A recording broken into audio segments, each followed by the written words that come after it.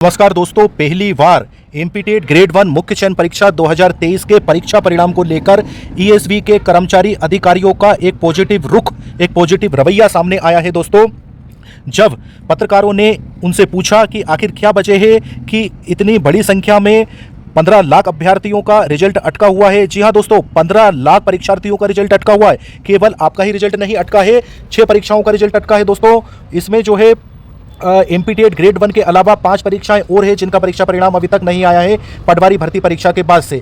तो जब वहां के कर्मचारियों से पूछा गया कि 6 परीक्षाओं का परीक्षा परिणाम नहीं आया है इतने लंबे समय से, जिसमें लगभग 15 लाख कैंडिडेट शामिल हुए थे, तो आखिर क्या वजह है, तो वहां के कर्मचारियों ने एक पॉजिटिव जवाब दिया है, जो कि लगभग पहली बार दिया है। आज तक इतना पॉजिटिव जवाब नहीं दिया था, इतना सकारात्मक रुख उनका देखने को नहीं मिला था। दोस्तों, उनका जवाब आया है कि चुनाव प्रक्रिया व आचार संहिता की वजह से परीक्षा परिणाम लटका हुआ था, अटक गया था, और अब जो है नई सरकार का गठन हो गया है और अब जल्द ही काम रूटीन में आ जाएगा और परीक्षा परिणाम भी जारी कर दिया जाएगा। तो दोस्तों, एक गौर करने वाली बात है कि अब उन्होंने कोई से भी आरक्षण का हवाला देकर इसको टालने की बात नहीं कही है, जैसे कि वो कहते आ रहे थे। शुरू से वो क्या कहते आ रहे थे, जब कोई सभी स्टूडेंट्स पीवी कॉल करता था, ईएसवी कॉल करता था, तो उसको जवाब क्या मिलता था कि हमारे हाथ में कुछ नहीं है, आपका रिजल्ट तैयार है, जब भी कोर्ट का आदेश हमको मिल जाएगा तो हम जो है रिजल्ट जारी कर देंगे। लेकिन अब उन्होंने ऐसा कुछ भी नहीं बोला है, कोई भी गोलमोल बात नहीं करी है, और उन्होंने स्पष्ट कहा है कि परीक्षा परिणाम अब जारी होगा, क्योंकि नई सरकार बन चुकी है और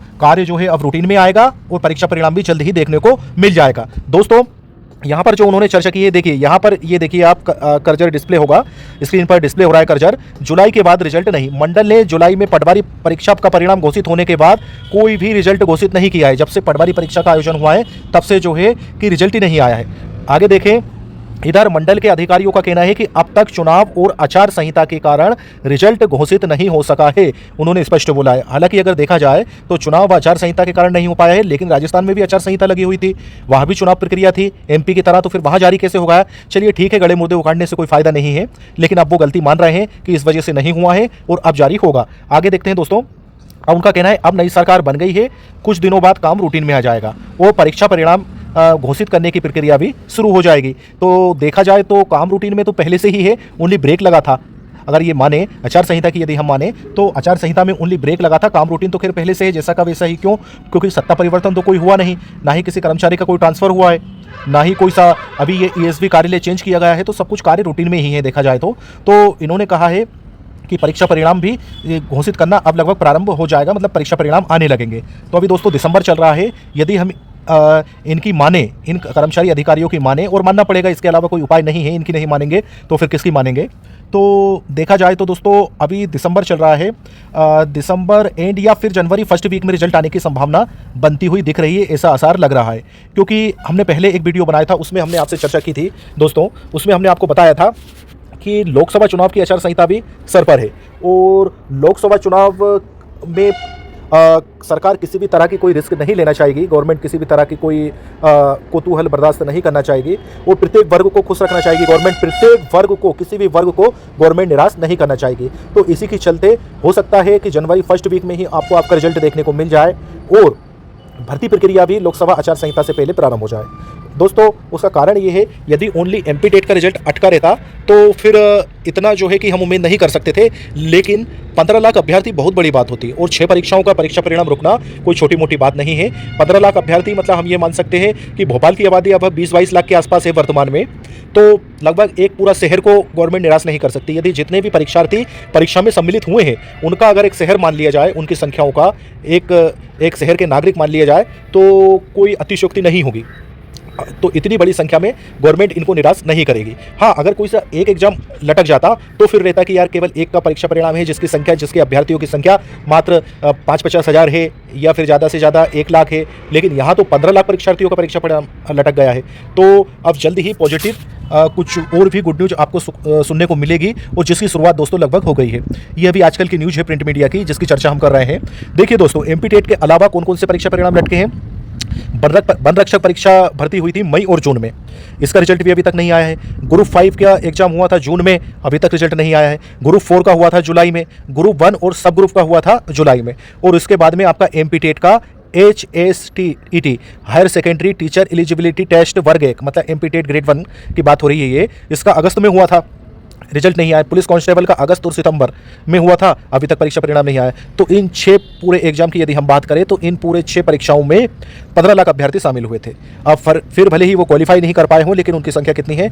15 लाख, और वो अपना परीक्षा परिणाम जानना चाहेंगे। वो पटवारी भर्ती परीक्षा के बाद से परिणाम नहीं आया। पटवारी भर्ती परीक्षा का परिणाम आया था, तब से फिर परिणाम नहीं आया है, क्योंकि उसका भारी विरोध हुआ था, क्योंकि उसमें घोटाले के आरोप सामने आए थे, फर्जीवाड़े के आरोप सामने आए थे। तो इस वजह से जो है गवर्नमेंट ने फिर दूध का जला हुआ भी उन्होंने फूंक फूंक कर पिया था, और उन्होंने सोचा था कि अभी इस पचेड़े में नहीं पड़ना है, अब जो भी रिजल्ट आएगा बाद में देखेंगे। तो तब से दोस्तों ये परीक्षाओं के परीक्षा परिणाम लटक गए थे। लेकिन अब गवर्नमेंट ये गलती नहीं दोहराएगी और जल्दी ही भर्ती प्रक्रिया प्रारंभ होगी। लेकिन आपको प्रयास करना बंद नहीं करना है। यदि आप प्रयास नहीं करें, आज आप ये खबर सुन रहे हैं, ये पॉजिटिव खबर सुन रहे हैं, देख रहे हैं, समझ रहे हैं, तो केवल कारण क्या है कि एक सुलबुलाहट चालू हो गई थी दोस्तों, क्योंकि काफ़ी कैंडिडेट्स का निरंतर वहाँ ईएसवी कॉल जा रहा था, कैंडिडेट्स विजिट कर रहे थे, इसलिए जो है पत्रकारों को भी वहाँ पर जाकर पूछना पड़ा कि आखिर रिजल्ट क्यों लटक रहा है। अगर सब लोग शांत बैठे रहते तो कुछ नहीं होता। तो अब एमपी टेट के ग्रेड 1 के अभ्यर्थियों को केवल ये नहीं सोचना है कि हमने एग्जाम दिया है और हम रिजल्ट जारी करवाने का केवल हम अकेले ही प्रयास करें। अब सम्मिलित तौर पर प्रयास करना होगा। कहने का मतलब ये है कि इन जो एग्जाम दिया है, जैसे वन रक्षक भर्ती है, ग्रुप 5, ग्रुप 4, सब group, MP TET, police constable, इनको एक प्लेटफॉर्म पर आना होगा सोशल मीडिया के माध्यम से, और फिर रिजल्ट जारी करने के लिए बड़े लेवल पर प्रयास करना होगा। और देखिए दोस्तों, सच्चाई तो ये है, यदि एमपी टेट ग्रेड 1 के अभ्यर्थी सोच रहे हैं कि परीक्षा परिणाम तो जारी होता रहेगा और हम तो पदवृद्धि पर फोकस करें, तो पदवृद्धि, पोस्ट इंक्रीज होना बहुत अच्छी बात है, लेकिन आज तक के इतिहास में ऐसा नहीं हुआ कि परीक्षा परिणाम जारी होने से पहले पोस्ट इंक्रीज हो गई हो, पद वृद्धि हो गई हो।